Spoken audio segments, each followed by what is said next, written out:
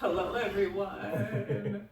Hey, this is the first time that I've done an interview, and it's the first time that I've ever done an in-person interview. So I just want to thank Jerron Benton. He has a channel here on YouTube, and also Justin with EXJW Diaries, that they were able to just come over and hang out. We just had dinner. I cooked dinner for these guys. It was so fun. The food was delicious, by the way. Thank you. Thank you. And when I knew that you were coming into town, because you live in Hawaii. Correct. Yeah. And you're going to New York, so he had a layover here in Seattle, and he used his 5 hours a lot different than what I would do probably. Was out in service. Yeah,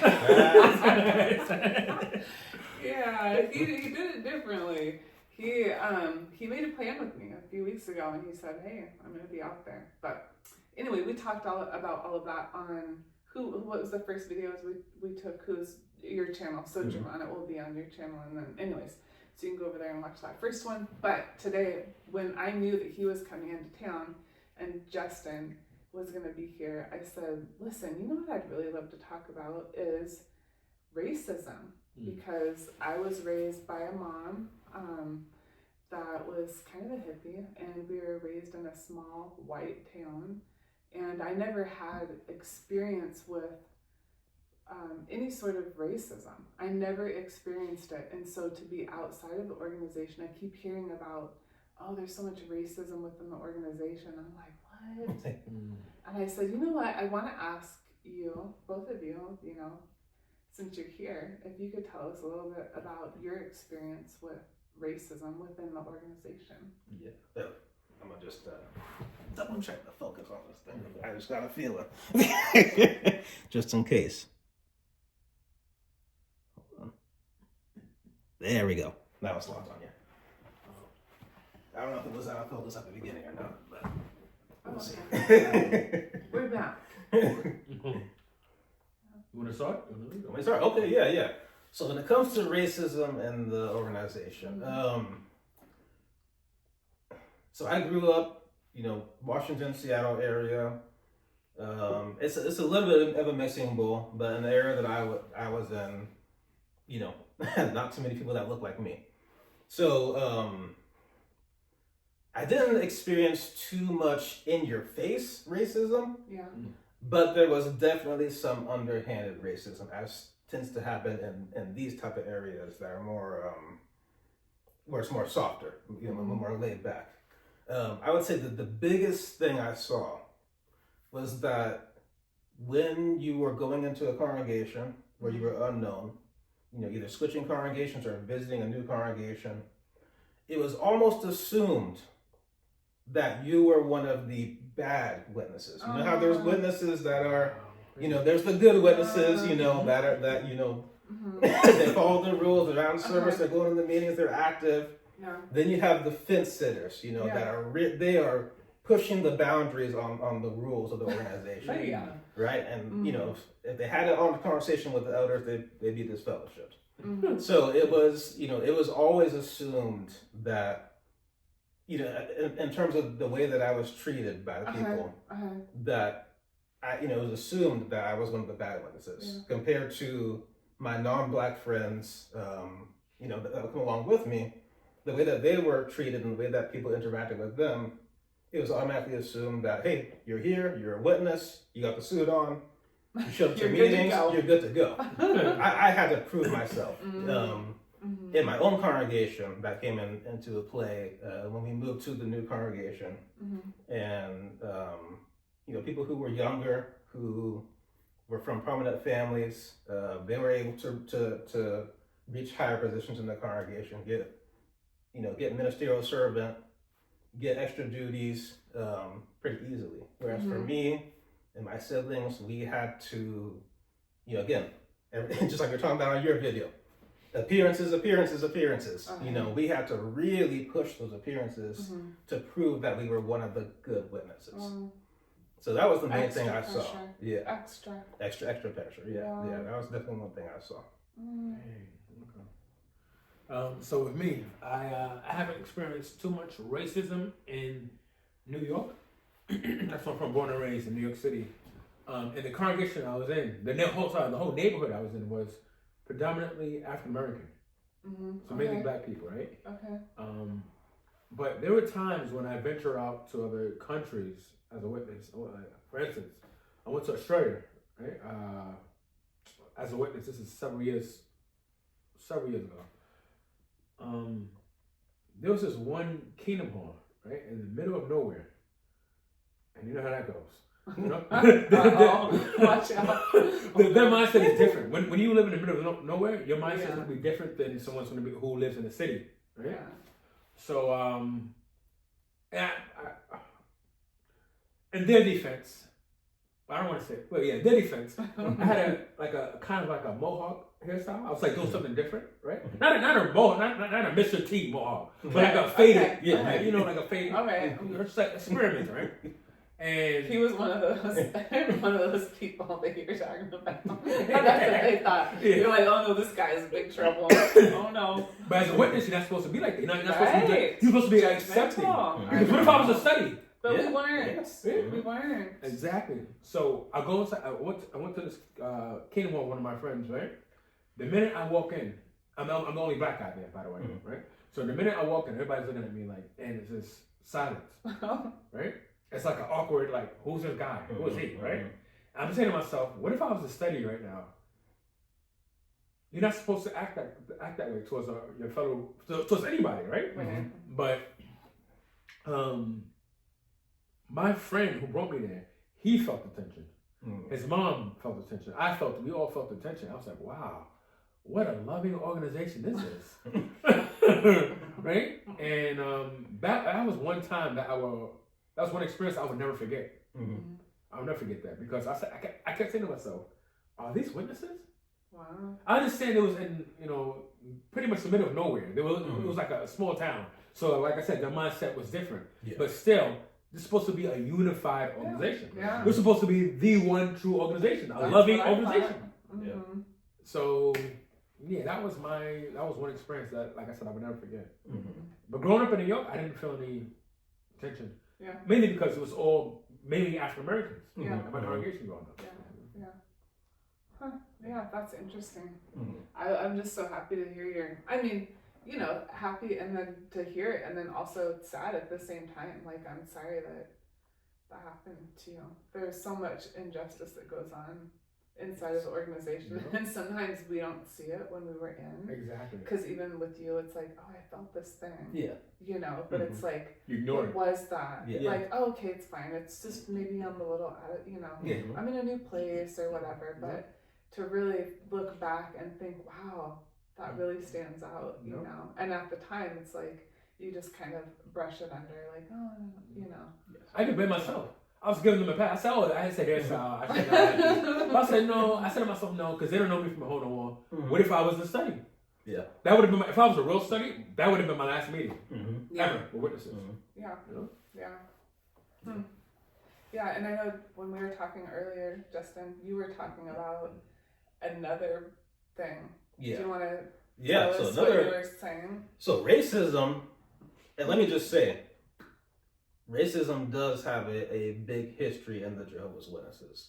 There was a time when they believed that when paradise came, that everybody, the black people, that their skin would lighten up to be white as they grew towards perfection. Mm-hmm. That was an old belief. So this stems way, way, way, way back. Wait, that's why Michael Jackson was doing that transition. He was drawn towards perfection. He could not help it. I had to do that. But I remember hearing that. But it's in the old publications. Exactly. Yeah. So it doesn't count. Yeah, right. That's a positive now. Yeah, no. But they wrote it. And this is how you know that they are not the truth, because the truth, by definition, truth is unchanging. Truth, it just is. It just is. Don't change. So if they call themselves the truth, but yet they have that, purely racist belief. Yeah, and that's only one example that you said. Yeah, exactly. There's a bunch of them. Yeah. Because I was kind of doing some research before, and I'm like, oh my gosh, like I've heard about it, but then to plain read it and like they actually said this. Yes. Oh, and then they backed it up with the scripture. Oh, yeah. What? What? Yep. So, and you would say, if you was to throw that in their face right now, they would say, "Oh, that's that's apostasy." Like you just mentioned, how's it apostasy if you're the ones that came out with it? Yep. I don't know. Somebody write it in the comments, I guess. I don't know. Yep. I don't know how that works. That makes no sense. No, not at all. You were talking about. Sorry. So there is that racist background. There is that racist history that the Watchtower has. However, the racism is still around. However, something that is even more prevalent in the Watchtower organization, something that affects all ethnicities, is classism. That's another type of prejudice, and it's something that, they say that we're no part of the world, but that's something that you definitely see in the world, right? And you see it equally in the organization. Yeah. So for those that don't know, classism is, primarily based on income or your status level. And actually in the Jehovah's Witnesses, it's both. Yeah. Because you have the income area where people who are richer can tend to get away with more, especially if they use some of their riches to go towards, building new kingdom halls or other donations towards the organization. Yeah, that too. Yeah, that too. a good brand new service car that's got heated seats everywhere and cooled seats. That way we can, And then but then the other part of classism is on the social part, where you have people who are elders, circuit overseers, family members of well-known elders, circuit overseers, and there's things that they can get away with that someone who belongs to a family that is not an elder family could not get away with. So I was just telling you both of an example because I just made dinner for you, and it was so fun. And I knew that you guys were going to be like, but I said, are you allergic? And they're like, no. So I'm like, I just kind of made whatever I thought would be good. But I had Sorry, real quick. By the way, her food was delicious. It was really good. It was good. I had to throw that in there. It was really good. Thank you for that. Yeah, come back to Seattle, okay? Okay. I will. But I said, hey, you know what? Because we were saying, CO's here because I took their plates. I'm like, I'll take your plates. And, thank you. And like, he's like, just like the CO. I'm like, and then I remembered. I was like, no, the CO was here. He was here. We pulled out this table. We had me and I think it was like a dinner of maybe 6 people. And let me tell you, that guy was so demanding. He was pissed that I didn't have half and half for his coffee after his meal. I've never heard that. And he just sat the whole time and he just demanded things. No, I was so shocked.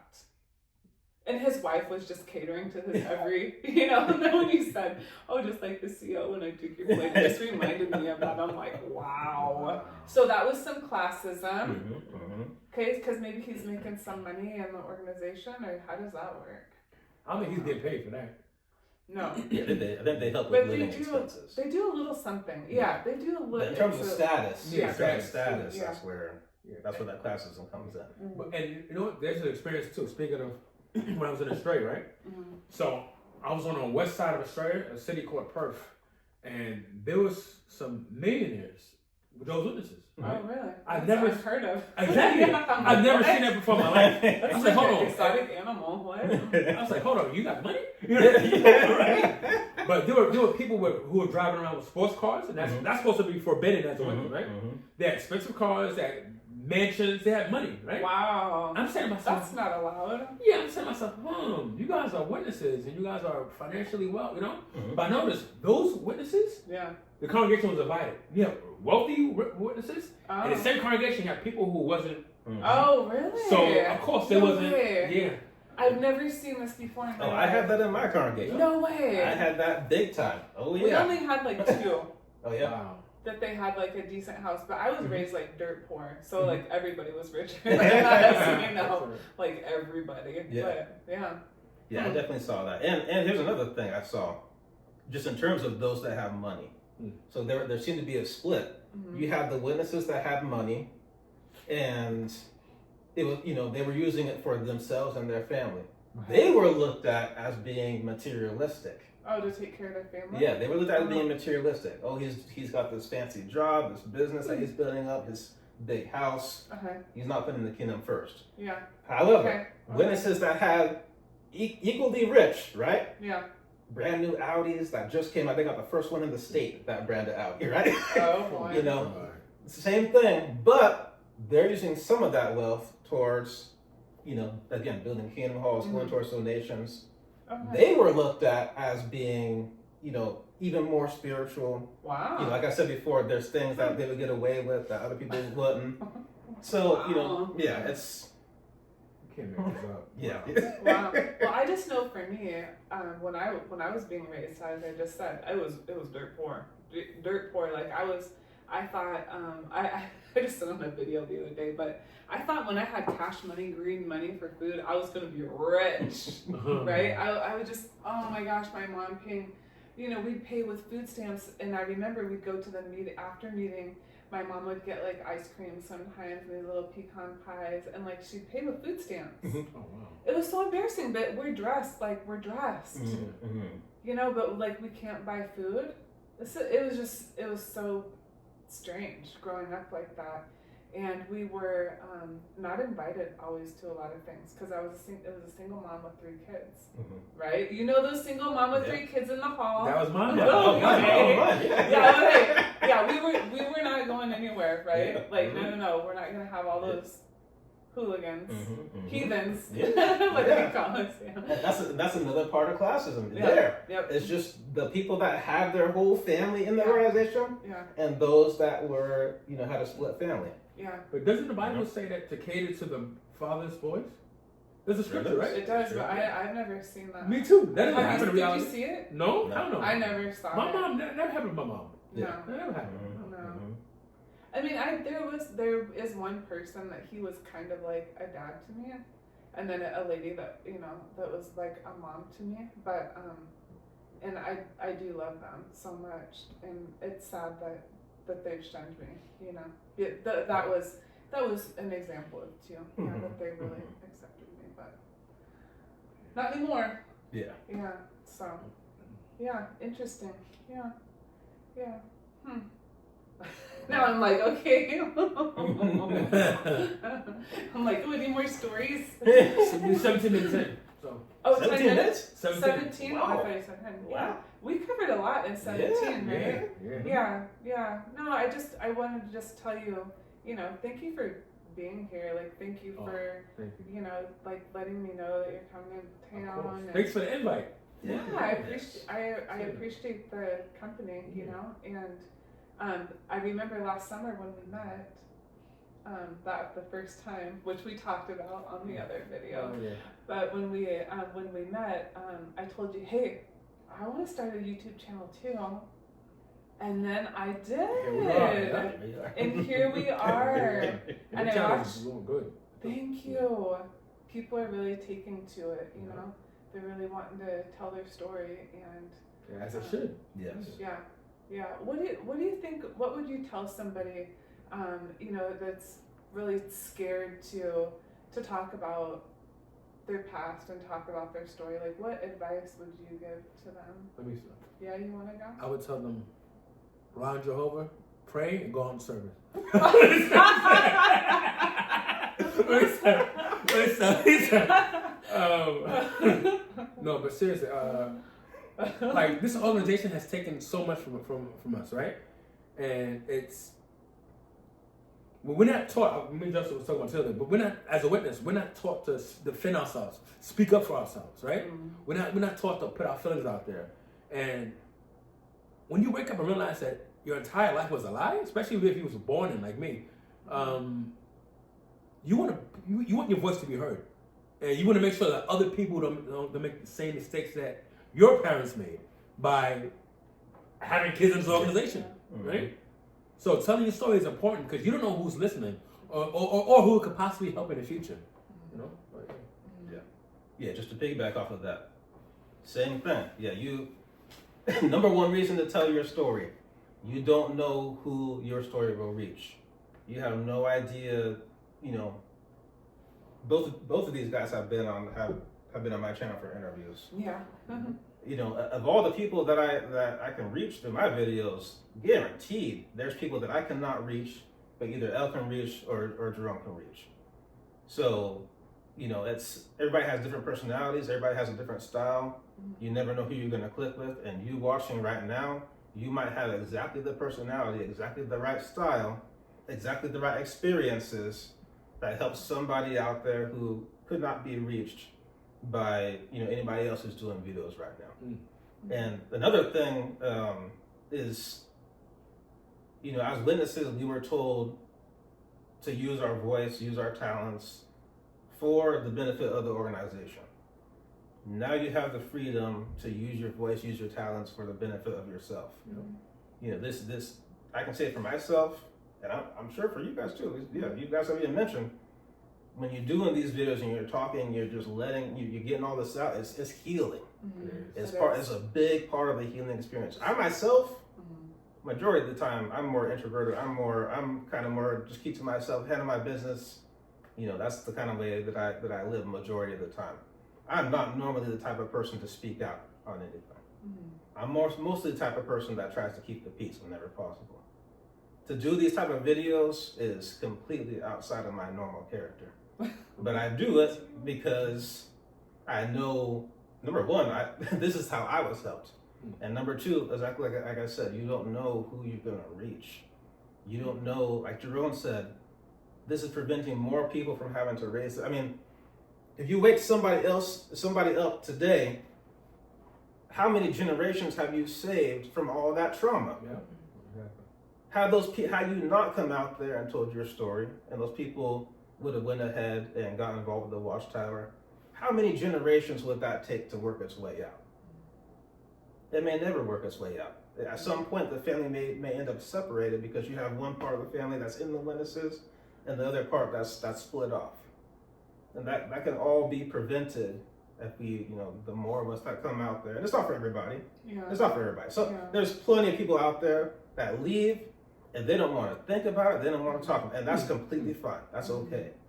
But there are people out there, like I said in the one video I did not too long ago, that they leave and they know almost right away, like, I'm not leaving quietly. And if you have that spirit, do not push it down. Do not push it down. Just go ahead and let that out, because there's a reason that you have it. And I guarantee if you have that spirit, even if you're like me, and it's not even really in your character to be all out here blasting yourself all over the internet. But you know what? There's a reason you have that passion in you. And if you just, you know, allow it to come out, you have no idea how many people you will help. And I guarantee you, when you see the people that you helped, it's going to all be worth it. Yeah. I like what you said about, you know, you got to tell it in a safe way. And I really promote that too, like not just willy-nilly, like, whoa, it's just, like, it has to be thoughtful.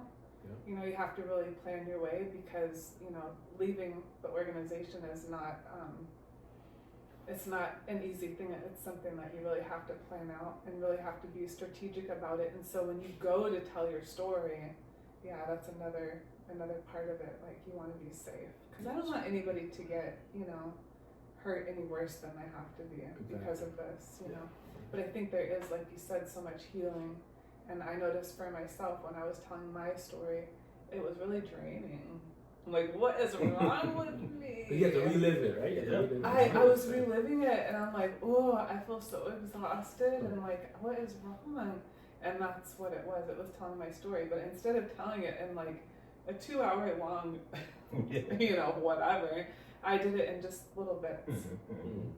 Little bits. And then I would say, okay, I was born in 1975, and then blah, blah, blah, blah, blah, until I was like, okay, that's enough. And then it was, you know, the next time, come on and tell the rest of the story. But, you know, some people are writers. We've got writers. We've got people that would want to do it podcast style through their writing.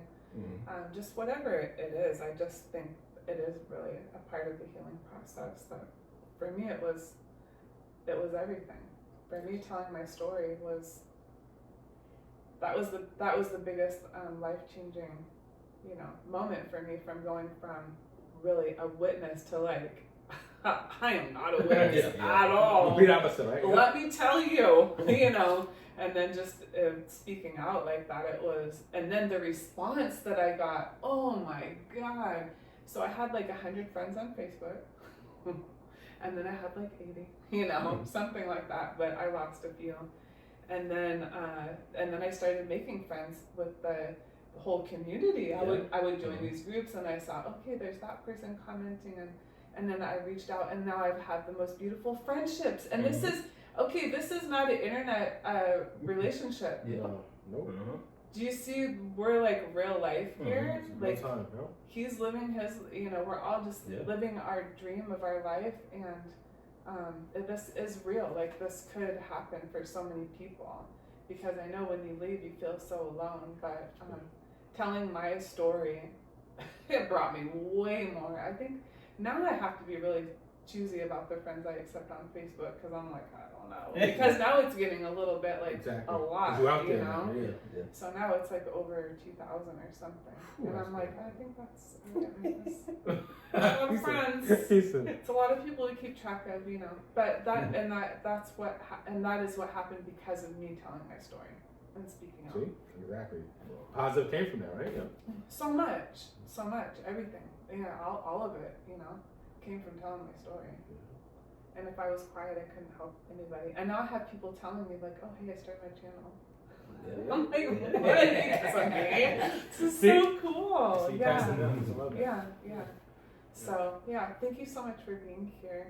I really appreciate it. And I love seeing you guys in real life, you know. I love both of your channels. I follow along. And if you guys, you know, I'll put the links for your channels in the notes, but subscribe to them both, because they're, I love the way you talk a lot to the people that are just kind of waking up, and then you see Jerron here, and he is just like living his best life, and I'm like, what? He's like Australia, and he's in Hawaii, he's in Seattle, he's in New York, he's everywhere. He's everywhere. He's living his dream, and I'm gonna live my dream here, traveling too. So you inspire me, you know. Thank you. Yeah, and the way that you do your videos so well, and you're very organized. I'm like, dang, you're so smart. You know, I love watching your videos. So, yeah, subscribe to both of them. They're awesome. So, thanks for being here. Bye, everyone. All right, guys. All right. One more, huh?